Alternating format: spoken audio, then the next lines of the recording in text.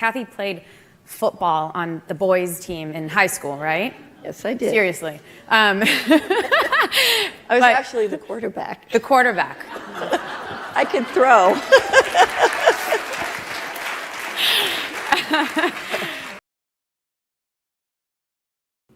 If you remember back in 2015, Fortune held the most powerful women's summit, and Kathleen Kennedy was a keynote speaker. During that interview on stage, Kathleen Kennedy laid out her plans for Lucasfilm and Star Wars. Today we're going to take a look back at those comments and see just how they were fulfilled. And I got to tell you guys, spoiler warning, they were fulfilled in the biggest of ways. And I mean, not very good either. Here we go.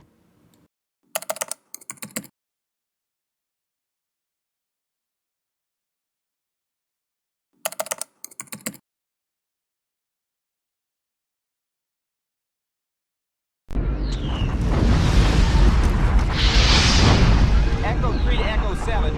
Mono, buddy. Echo Station 3PA. Spotted Imperial Officer.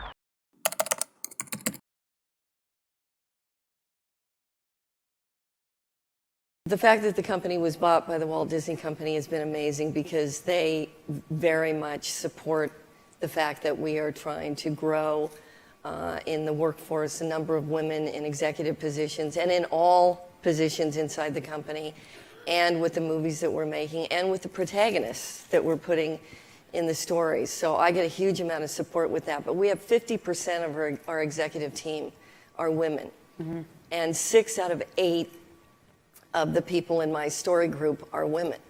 And I'm sure there's a lot of people that would be surprised that we're making Star Wars movies and the majority of the people involved in the development of those stories are women. Mm-hmm. And I think that it's making a huge difference in the stories that we're trying to tell. I think that it's making a huge difference in the stories that we're trying to tell. It is going to happen. We are going to hire a woman who's going to direct a Star Wars movie. I have no doubt.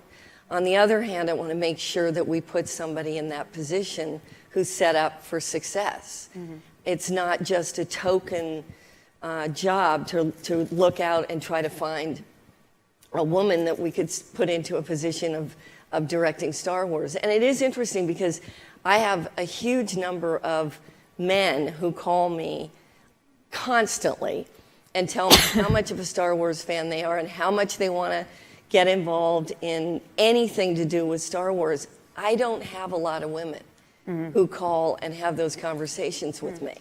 So that's one of the challenges that we keep talking about, is if we do want to bring a woman in to direct a Star Wars movie, we want to make sure that it's somebody who's passionate and really, really wants to do a Star Wars movie. We don't want to talk somebody into it. Mm-hmm.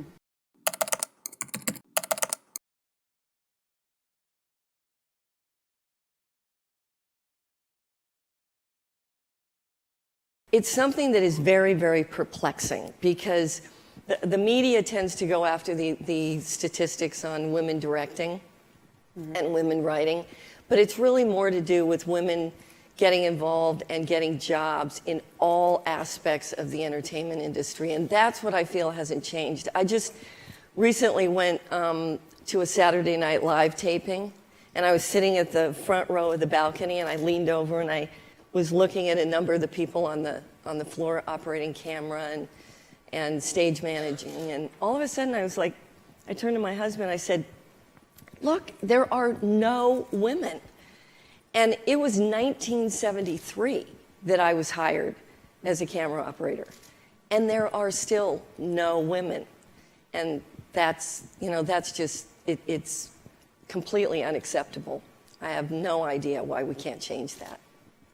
Why? T-shirt that I ran down on the Comic-Con floor and grabbed and put on before the Comic-Con convention.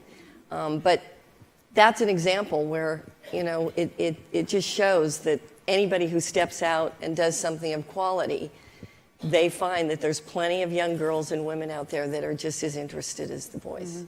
Well, I would say the most amazing thing is that since the company has been bought, how we've been able to scale every line of business inside Lucasfilm because of the partnership with Walt Disney has been incredible.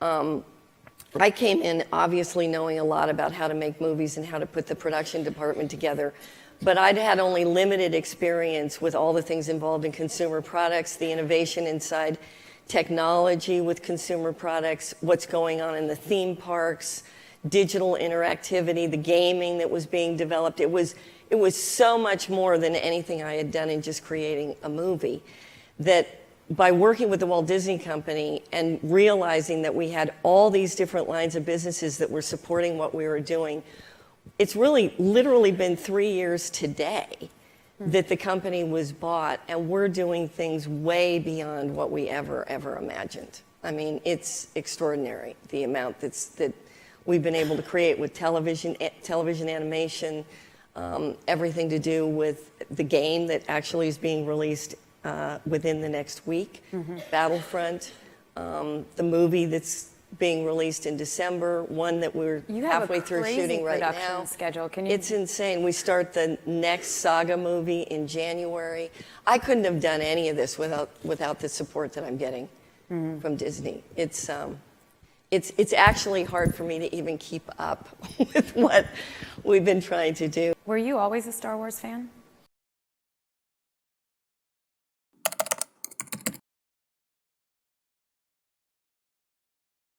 I was a Star Wars fan in the fact that I had already decided to become a film major in college when the movie came out.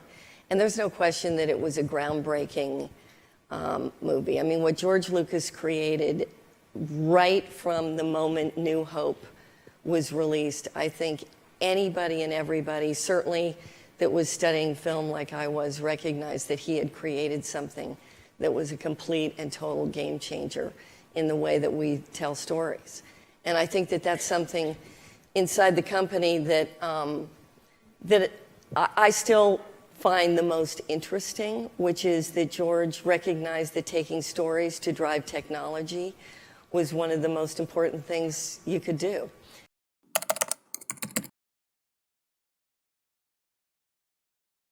Between Lucasfilm and Disney, we were all looking at this situation and saying, no, with Star Wars, we have to change this.